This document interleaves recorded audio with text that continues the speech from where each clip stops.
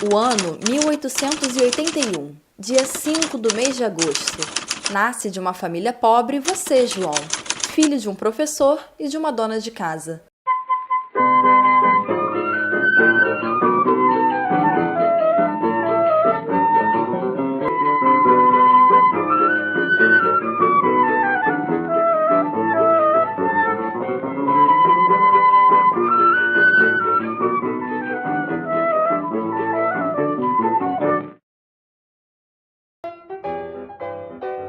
Na época, ainda conhecido como João Paulo Emílio Cristóvão dos Santos Coelho Barreto, teve uma esmerada educação dada por seus pais. O reflexo veio em 1899, pois com apenas 17 anos, você publicou seu primeiro texto no jornal. Mas é só em 1903 que você começa sua jornada na Gazeta de Notícias como João do Rio.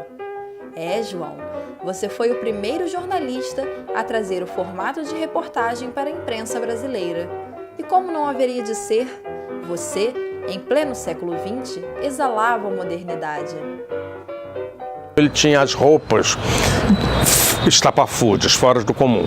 Então ele usava um colete, parece que fúcsia.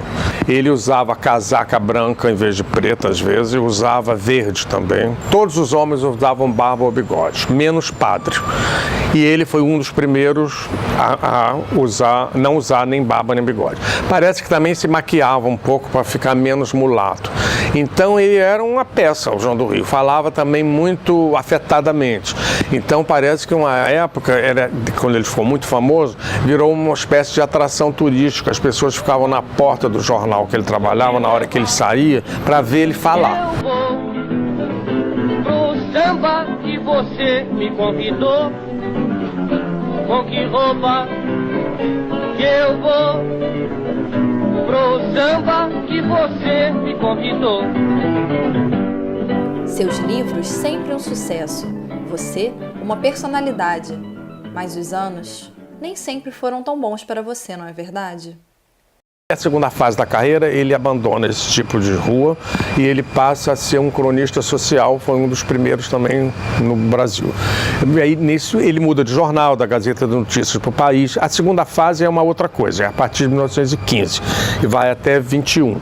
Ele se mete um pouco com política, diretamente, mas ele passa a ser um cronista social com outro pseudônimo. Foi muito atacado. Aí foi o momento que os inimigos entraram para atacar. Porque enquanto ele era o grande jornalista de grandes reportagens sobre morros, sobre tudo, ninguém tinha como atacar. Eram matérias que todo mundo queria fazer e não tinha feito. E ele tinha feito melhor que todos. E a vida, te abandonou tão cedo, João. Infartou dentro de um táxi aos 39 anos apenas. A data, 23 de junho de 1921. João, seu Rio de hoje está tão igual, mas também tão diferente. Fisicamente, muita coisa já veio e se foi. Natural com a passagem dos anos. As edificações antigas dialogando com o Rio, né, do terceiro milênio. Uma dessas demonstrações está ali na Rua do Lavradio, do século XVIII, XIX, ao lado da Avenida Chile, que é praticamente uma avenida do século XXI, embora algumas edificações, a maioria, seja da década de 70. A Catedral, o prédio da Petrobras, o prédio do BNDES, que é uma árvore da Petrobras, que é uma plataforma petrolífera, mas você tem a Torre Ventura, que está no chão da UFRJ, né, Ventura Towers é o nome oficial. Né, você tem esse diálogo. Quanto a seus personagens, muitos só mudaram de rosto. Seus músicos continuam a tocar pela noite, que ainda é bastante boêmia. Seus pintores, artistas anônimos, colorem a cidade agora com uma técnica um pouco mais diferente. Já tem até um destaque maior. Agora foram elevados à categoria de arte de rua, arte urbana.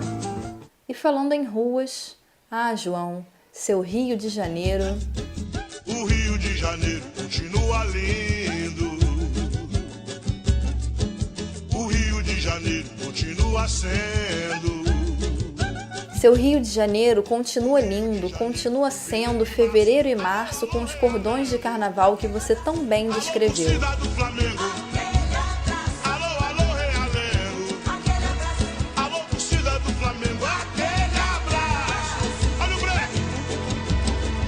Suas almas continuam encantadoras e a memória de seu nome, João, ainda é vista e ouvida por aí. Ele retrata o Rio Antigo, né? É uma área que eu gosto, né? Essa área de Rio Antigo, a parte do Império eu gosto também, entendeu? Essa é a área que mais me cativa, né? Ele foi considerado o primeiro a trazer reportagens informativas, né? Pois é, João do meu, do seu, do nosso Rio. Ao que parece, como você bem disse, as ruas são perecíveis como os homens.